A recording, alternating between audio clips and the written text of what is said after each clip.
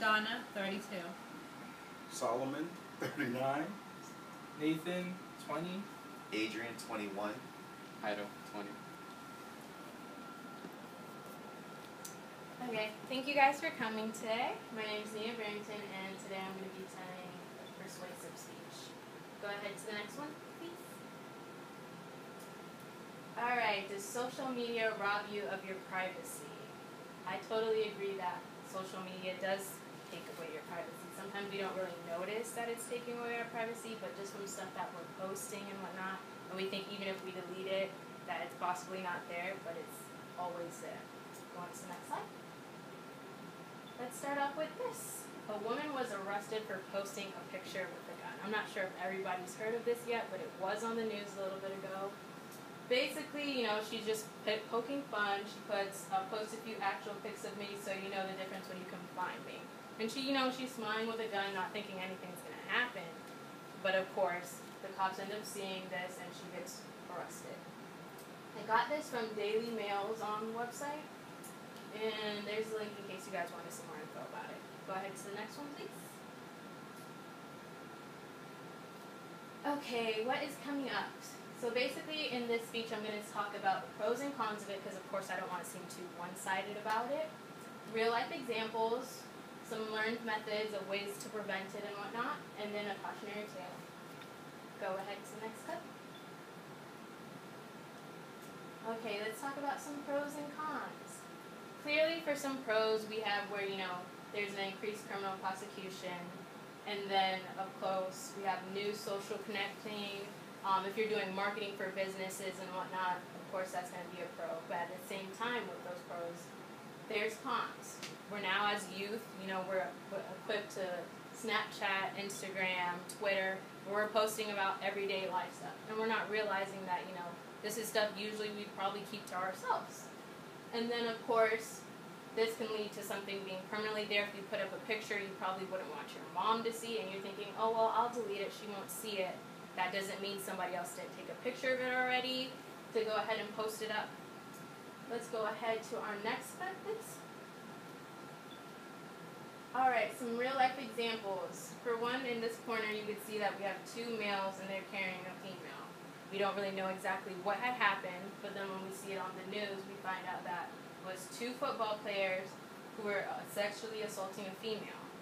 Of course, they might have tried to deny it and say, oh no, we didn't do it and whatnot, but social media kind of went back and bit them in the butt, because then they have pictures posted on Facebook of stuff such like this. I got this from the CNN website, and then when we go over here to another clip, I just put where it's a lion talking to a deer, and you're kind of thinking, okay, what's up with that? We never really know exactly who we're talking to when we're online. We could think we do, having daily conversations, thinking, oh, this is another one of my friends possibly. But we never really know exactly who we're talking to. An example of this would be when a teacher lures a 12-year-old student trying to get him to send explicit photos. And then he ends up getting charged with possession of child pornography, and then I got this from the mic.com.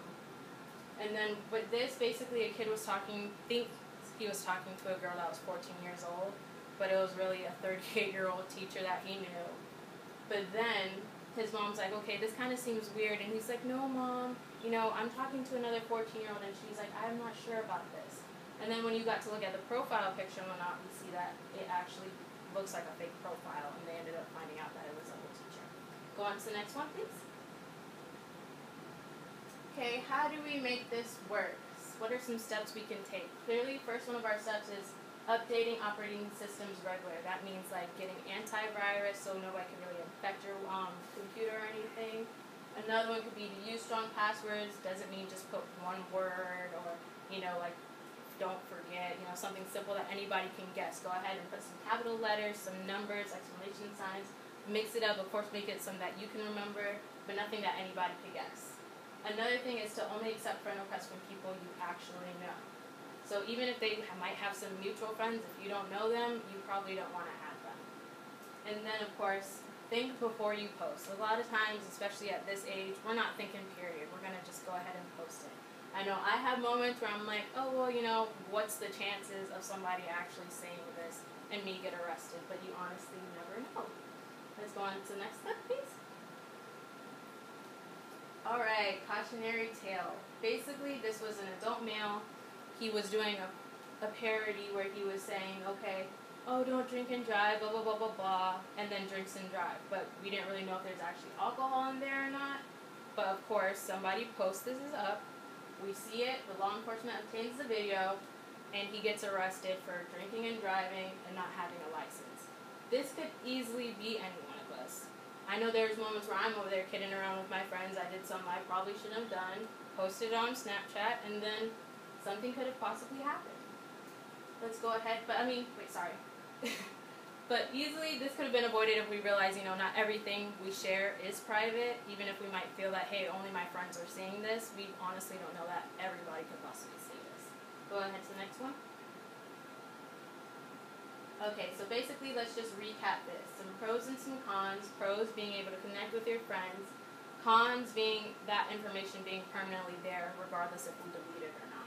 And then some examples would be where we saw the boys over there sexually assaulting the girl, and then that being up. Of course, that kind of helped the girl get out of that situation.